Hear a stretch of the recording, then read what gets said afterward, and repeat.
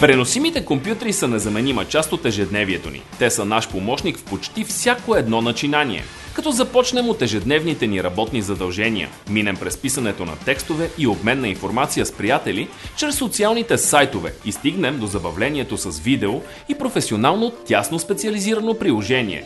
Но задавали ли сте си въпроса как би изглеждал оптимално функционалният лаптоп, който би покрил всички нужди на съвременният капризен потребител? В това видеоревю екипът на DigitalBG ще разгледа именно една подобна машина, която отговаря на всички наши изисквания за топ лаптоп.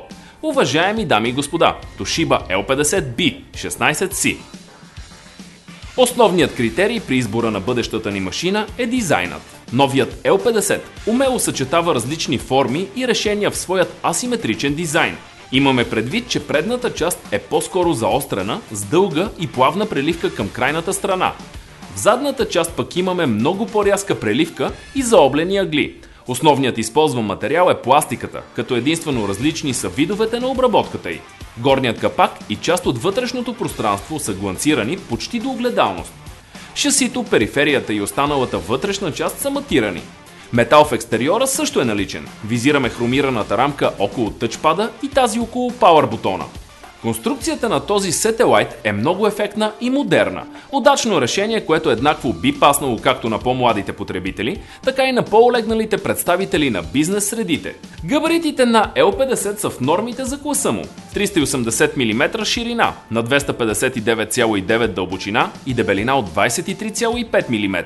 Последната стойност е измерена в най-издадената точка на устройството. Теглото пък спира кантара ни на 2 кг 203 грама, като имайте предвид, че в тях е включена и доста мощна батерия. Именно тя се явява и следващият критерий, по който избираме бъдещият си лаптоп. Тук тя е 4-клетъчен литий-ион акумулатор, с чиято помощ устройството издържа без проблем около 6 часа автономна работа. Дисплеят също е сред основните фактори, които разглеждаме при избора на идеалният лаптоп за нуждите ни.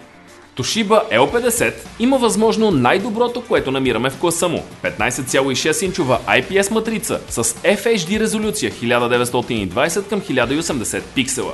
Наистина, за каквото и да използвате монитора на този лаптоп, той не само ще покрие очакванията ви, а буквално ще ги надхвърли. При игра на игри, видео и фотообработка или гледане на видео с висока резолюция, изображенията, които виждаме тук, са максимално детайлни, ясни и контрастни. Отколкото и близко разстояние да се вглеждаме, пикселите не са видими за невъоръженото човешко око. Това обаче не е изненада, а съвсем очакван факт. Имайки предвид, че отчитаме 141 пиксела за инч плътност на изображението с размер на страната на пиксела 0,18 мм. Само ще изтъкнем, че с подобен върхов резултат не могат да се похвалят дори някои таблети и смартфони, при които диагоналът на дисплея е далеч по-малък. В допълнение, L50B16C има високи зрителни ъгли, както за хоризонтална, така и за вертикална гледна точка. Работата под пряка слънчева светлина с дисплея също не е проблем. От дисплея погледът ни слиза върху клавиатурата. Тя е от островен тип, с достатъчно големи бутони и немалко разстояние помежду им. Тези фактори спомагат за повишаването на удобството при писане на дълги текстове.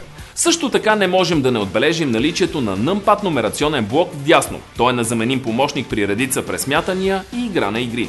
Тъчпада също е доста обширен и се намира вляво спрямо условната централна ос.